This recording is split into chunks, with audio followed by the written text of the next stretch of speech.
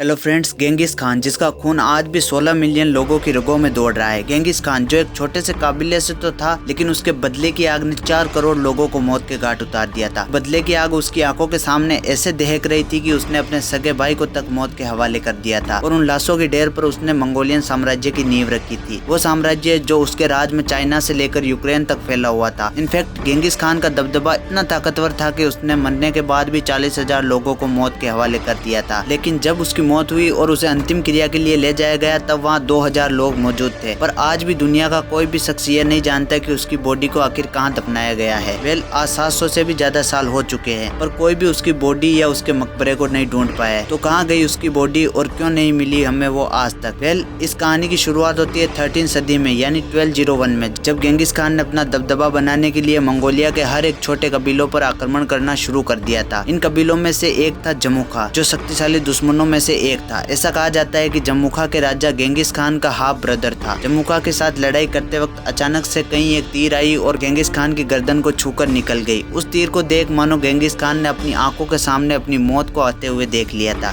लेकिन किस्मत से वो बच गया और युद्ध भी जीत गया। और जीत के बाद गेंगिस खान ने उस धनुर्धरी को बुलाया और उसे अपने सेना में शामिल करने का प्रस्ताव दिया। और ऐसे ही युद्ध जीतते जीतते उसने एक से बड़े एक साथी सोल्जर को अपनी आर्मी में शामिल कर लिया था। उसने अपनी आर्मी को इतना स्ट्रॉन्ग बना लिया था कि अपने राज के 40 सालों में गेंगिस खान का राज मंगोलिया के छोटे कबीले से इस हद तक फैल चुका था। और ऐसे ही एक दिन साम्राज्य को और भी ज्यादा बढ़ाने के लिए उसकी नजर पड़ी टेंगूट एम्पायर पर, जो कॉमनली वेस्टर्न शिया के नाम से जाना जाता था। इस रीजन में बेसिकली एग्रीकल्चर कम्युनिटीज बसी हुई थी, जो राइस प्रोडक्शन के लिए फेमस थी। और अपने 1.5 से 2 करोड़ लोगों से भरी आर्मी का पेट भरने के लिए गेंगिस खान की नजर इस पर पड़ी। ये एरिया गेंगिस खान की सेना का न सिर्फ जरूरतें पूरे करने के काबिल था, बल्कि ये मंगोल एम्पायर को आर्थिक रूप से भी प्रबल कर देता। और इसलिए उसने एक मौका देखा और साल 1205 में उसने वेस्टर्न जिया पर हमला बोल दिया। पर वहाँ पर राज करने वाला तेंगुट एम्पायर इतना ताकतवर था कि ये युद्ध पूरे 5 साल तक लड़ा गया। हर युद्ध की तरह इसमें भी गेंगिस खान ने अंत में जीता, लेकिन इस युद्ध के बाद उसकी सेना काफी कमजोर हो चुकी थी। इस 5 साल तक चले उस युद्ध में उसके काफी सारे सोल्जर्स मारे गए थे और अब वो उस पोजीशन पर नहीं था कि वो और किसी पर हमला कर सके। और ऊपर से जीत मिलने के बाद भी वेस्टर्न जिया के लोग उसकी बात सुनने को तैयार नहीं थे और वो उसकी हर बात को नकार दिया करते थे। और एक दिन ऐसे ही जब गेंगिस खान ने वेस्टर्न जिया से कुछ आर्मी की मांग की,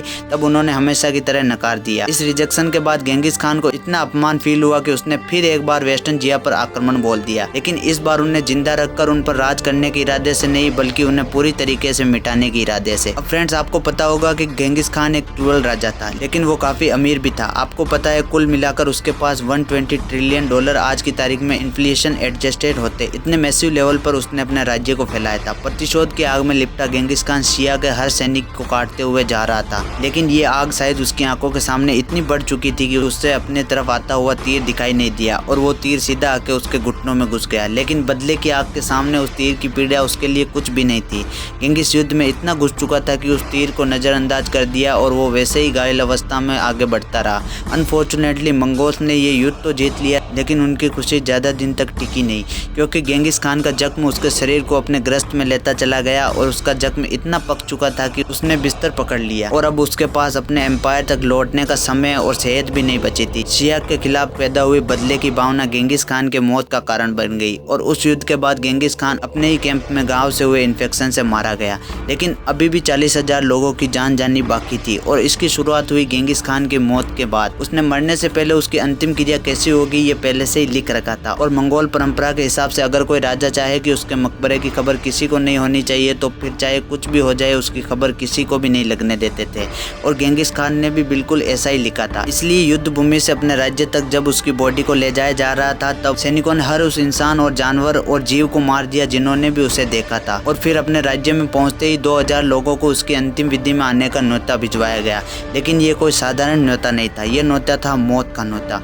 बिल्कुल सही सुना आपने, लोगों को मरने के लिए बुलाया गया था। अब ये लोग कौन थे और उन्हें क्यों मारा गया, इस पर अभी भी हिस्टोरियन की खोज जारी है। इन्हें मारने के बाद कौन सी जमीन को कहां खोदा गया और कहां गेंगिस खान को गाड़ा गया, इसके सुराग मिटाने के लिए सैनिकों ने 1000 घोड़ों को उस जमीन पर दौड़ाया ताकि जमीन दब जाए और एक रेगुलर जमीन जैसी दिखाई दे। और फिर उसके बाद शुरू हुआ असली हत्याकांड। जो भी लोग उस अंतिम क्रिया में वहां पर मौजूद थे, उन सभी लोगों को एक सैनिक की टुकड़ी ने आकर मार डाला और फिर उस टुकड़ी को दूसरी सैनिक की टुकड़ी ने आकर मार दिया और फिर उन्हें किसी और टुकड़ी ने। और ये सिलसिला तब तक जारी रहा जब तक वो सारे नहीं मारे गए, जिसे गेंगिस खान के मकबरे बंटवारे की खबर पता थी। इस हत्याकांड में करीब 40,000 लोगों की बलि चढ़ गई गेंगिस खान के नाम पे। और आज की तारीख में ऐसा कोई भी नहीं है जिसे पता है कि गेंगिस खान की बॉडी को कहां पर दफनाया गया है। लेकिन आज जिस माउंटेन रेंज में उसे दफनाया गया था वो यूनेस्को की एक वर्ल्ड हेरिटेज साइट के अंदर आता है और इसलिए वहां पर जाना और एक्सकेवेशन करना अलाउड नहीं है और इसलिए हमें आज तक उसकी बॉडी नहीं मिल पाई। वैसे फ्रेंड, आपको ये कहानी रियल लगी या नहीं, और अगर आपको पता है कि गेंगिस खान का रियल टॉम कहां पर है तो आप हमें कमेंट में जरूर बताएं। और वीडियो अगर पसंद आए तो इसको लाइक जरूर करें और अभी तक आपने इस चैनल को सब्सक्राइब नहीं किया सब्सक्राइब जरूर कर लीजिए। मिलते हैं नेक्स्ट वीडियो में। Till then stay curious.